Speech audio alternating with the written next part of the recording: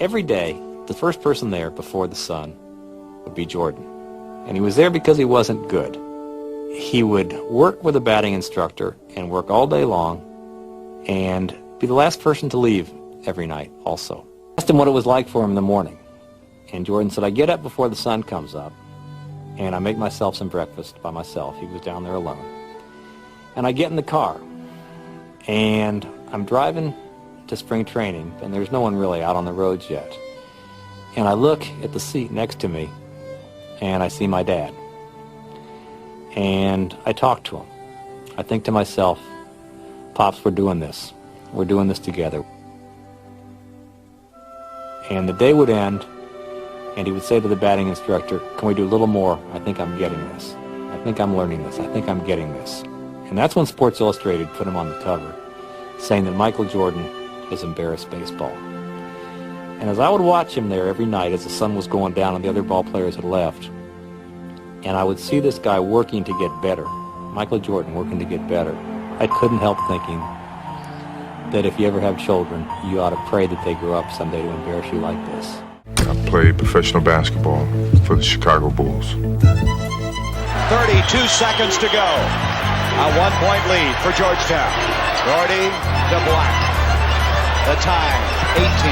Shot, Jordan! Michael Jordan! If I had to trace my evolution, the Michael Jordan evolution, it always had to start back in college, hitting the shot against Georgetown in 1982 when I really didn't know exactly what I was doing. North Carolina has won the 1982 NCAA championship. It awakened a person inside of me to excel, to compete, to excel, to be one of the best or be the best. That drove me. And I guess with that shot, it kind of ignited a fire inside of me that nothing was going to stop me. Cut it to one if they score. Jordan down the middle, all the way. Jordan to the hoop.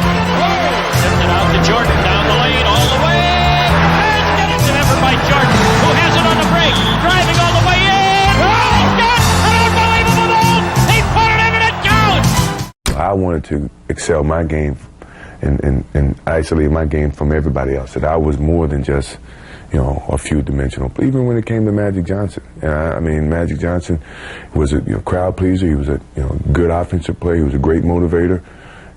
Average defensive player. I wanted to change that. I wanted to take another step. I wanted to do all those things, that could separate me from Magic Johnson. I'm not saying he wasn't great. He still is great, but we're great in our own different way. And that was motivational for me. And to this day, it still is. I've missed more than 9,000 shots in my career. I've lost almost 300 games. 26 times I've been trusted to take the game-winning shot and missed. I've failed over and over and over again in my life. And that is why I succeed. I never feel that I'm at my best. I feel I still have room to improve. I still set goals for myself to strive for. I'm never complacent with what I've achieved. Even though it's been very successful for me, I still feel I have a lot to prove, not just as a player, but as a person, as a father, to some extent, as a role model in all aspects. So I'm never really too complacent with myself or with what I've achieved. When I get to a point where I feel I can improve as a player, I walk away from the game. I still feel that I have a plateau that I hadn't reached yet in terms of my skills or my expectations of myself. I'm always going to expect myself to do certain things or surpass certain things. As long as I believe that, then my road to success is going to continue to expand.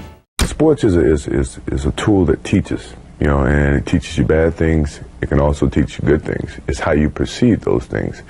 I've looked at every experience that I've had, negative and positive, and taken that as a positive. If I wouldn't change anything because I think it would alter some of the other things that happened. So when I look back, I can't say that I've had any bad things happen. Sure, I mean, you don't want bad things to happen, but you deal with bad things. You can't have good or without bad. It's not about the shoes.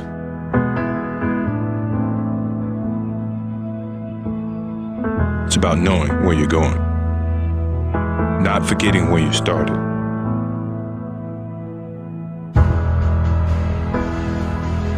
It's about having the courage to fail. Not breaking when you're broken. Taking everything you've been given and making something better. It's about work before glory. And what's inside of you is doing what they say you can't. It's not about the shoes. It's about what you do in them. It's about being who you were born to be. You know, we are old, and sure, we're tired. It's been a long season, but mentally, we have a vision. We have a finish that we have to attain. You know, and sometimes you have to do it when you're old and you're tired. You know, and I think it's the test of your will to succeed when you have to deal with, you know, some of these negatives. And I'm pretty sure, you know, by the end of this playoffs, you'll see the old and the tired people were very, very young and strong mentally. Maybe it's my fault. Maybe I led you to believe it was easy when it wasn't. Maybe I made you think my highlights started at the free throw line and not in the gym. Maybe I made you think that every shot I took was a game winner. That my game was built on flash and not fire. Maybe it's my fault that you didn't see that failure gave me strength, that my pain was my motivation. Maybe I led you to believe that basketball was a God-given gift and not something I worked for every single day of my life. Maybe I destroyed the game. Or maybe you're just making excuses. The Bulls can win it right here. The Bulls can win it. Unbelievable. 13 seconds left. Jordan left side. I practice as if I'm playing in a game. So when the moment comes in the game, it's not new to me. That's the beauty of the game of basketball. That's the reason why you practice. That's the effort. So when you get to that moment, you don't have to think. Instinctively, things happen. Jordan a drive. Hangs, fires, yes! The Bulls lead 87-86. Michael Jordan with 45 points.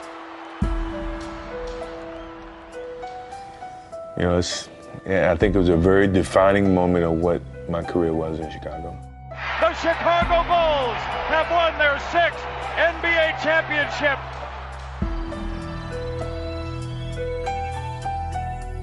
If that's the last image of Michael Jordan, how magnificent is it?